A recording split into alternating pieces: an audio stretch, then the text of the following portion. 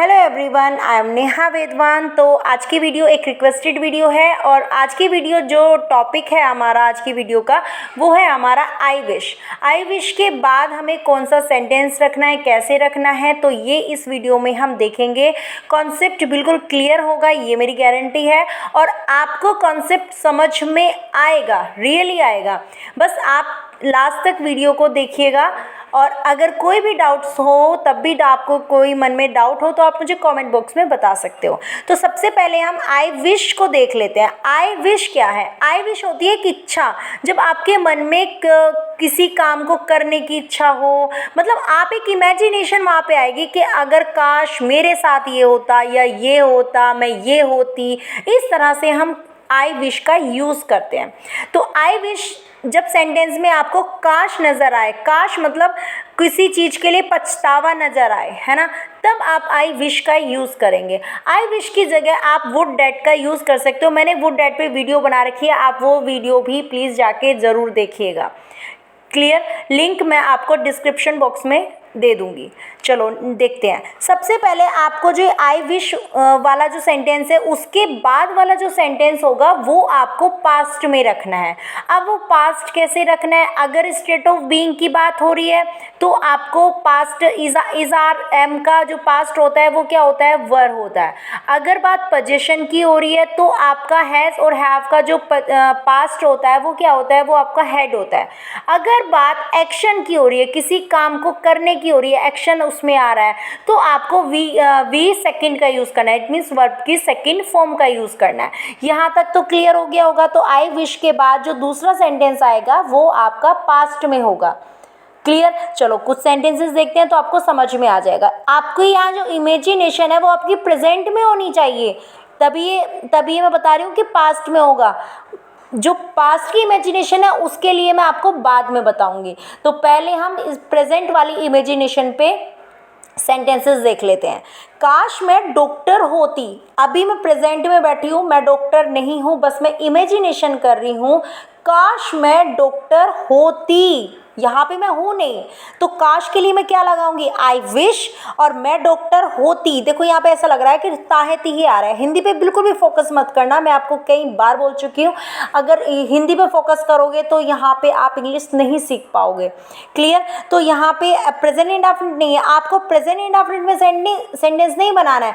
ये सेंटेंस आपका पास्ट में होगा क्योंकि आप एक इमेजिनेशन कर रहे हो।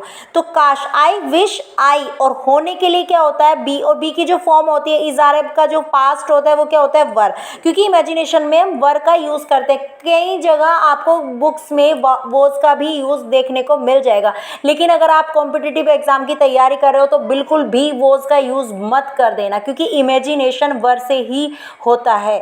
आई विश आई वर आ डॉक्टर, मैं एक डॉक्टर होती या होता। क्लियर? नेक्स्ट देखते हैं। अगर उसके पास बड़ा घर होता।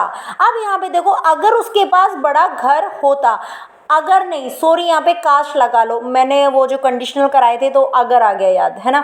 तो अगर की जगह आप यहाँ पे क्या लगाओगे? काश लगाओगे। देखो सेंटेंस वो भी जो कंडीशनल में कराए थे ना उसी के बेस पे है ये भी, बस आपको ध्यान कॉन्सेप्ट सीखना है। काश उसके पास बड़ा घर होता, तो काश के लिए हम क्या लगाएंगे? आई विश, है ना। आई विश उसके पास उसके लिए क्या लगाएंगे हम? अगर लड़का है तो ही लगाएंगे, लड़की है तो शी लगाएंगे। क्लियर? अब यहाँ पे अधिकार की बात हो रही है, और अधिकार क्या होता है? आपका पोजीशन, है ना, पोजीशन। और पोजीशन के लिए जो हमारी वर्ब यूज होती है वो क्या होती है? हैज हैव, और हैज हैव का पास्ट क्या होता है? हैड होता है। तो I wish he had a big house. Clear? Next देखते हैं। काश तुम यहाँ होते।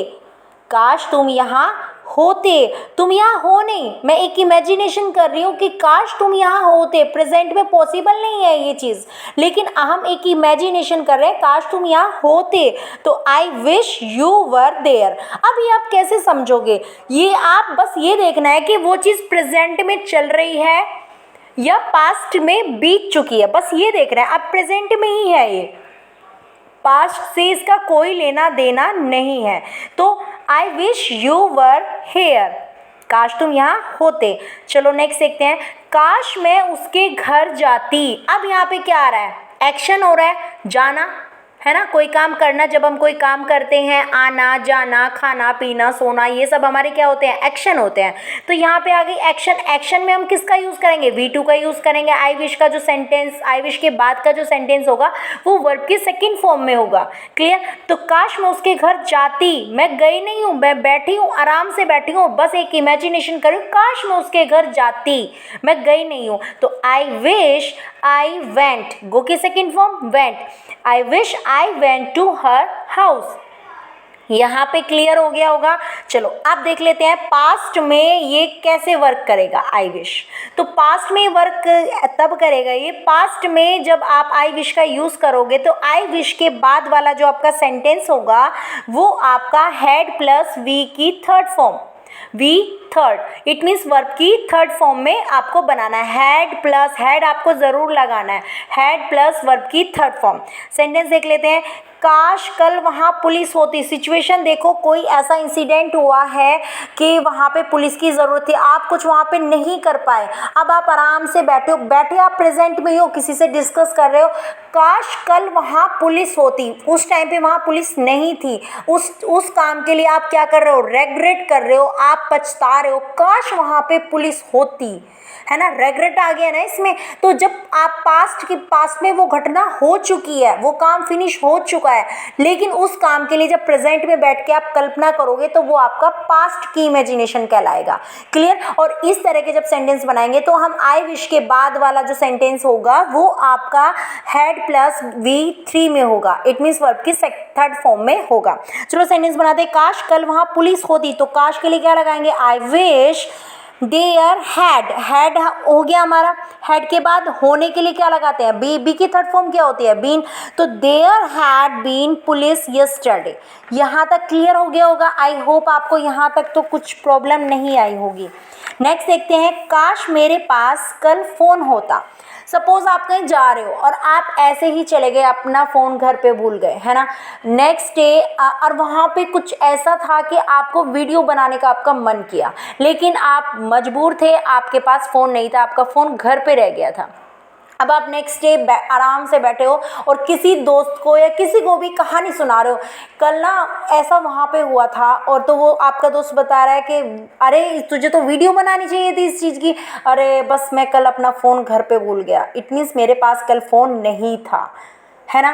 काश मेरे पास कल फ़ोन होता, आ गई ना सिचुएशन, मेरे पास कल फ़ोन नहीं था, काश मेरे पास कल फ़ोन होता, आ गई ना। तो यहाँ पे पास्ट की कंडीशन आ गई, पास्ट में वो काम हो चुका है, लेकिन उस बात के लिए आप पछता रहे हो कि काश मेरे पास कल फ़ोन होता।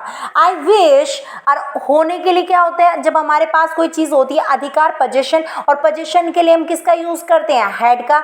तो एक हैड तो हमारा लगेगा, जैसे कि मैंने बताया हैड प्लस वर्ब की थर्ड फॉर्म, तो एक हैड तो हमारा हो गया कि पास्ट की है, यहाँ पे इमेजिनेशन है, और दूसरा हैड हमारा क्या है, पोजीशन, और पोजीशन में भी वर्ब की थर्ड फॉर्म कौन सी होती है, हैड ही होती है। समझ आ गया होगा। तो आई विश आई हैड अब मोबाइल यस्टरडे, काश मेरे पास कल एक फ़ोन होता।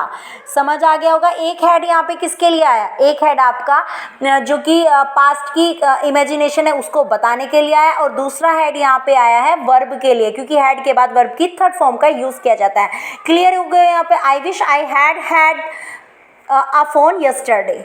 क्लियर। नेक्स्ट देखते हैं। काश तुम कल पार्टी में आते। पार्टी हो चुकी है, कल पार्टी खत्म हो चुकी है, अब मैं बैठी हूँ और वो जिसको मैं पार्टी में बुलाना चाहती थी वो भी मेरे पास ही बैठी है, और मैं काश तुम कल पार्टी में आती, वो आई नहीं है पार्टी में, बस मैं पछता रही हूँ उस बात को याद करके कि काश तुम कल आती, नहीं आई हो। क्लियर है यहाँ पे। आई wish you had come, had के बाद वर्ब की third form, I wish you had come in the party yesterday. I hope यहाँ तक क्लियर हो गया होगा। कोई भी डाउट्स हो तो आप अब भी कमेंट करके बता सकते हो। तो मिलते हैं नेक्स्ट वीडियो में। Have a nice day.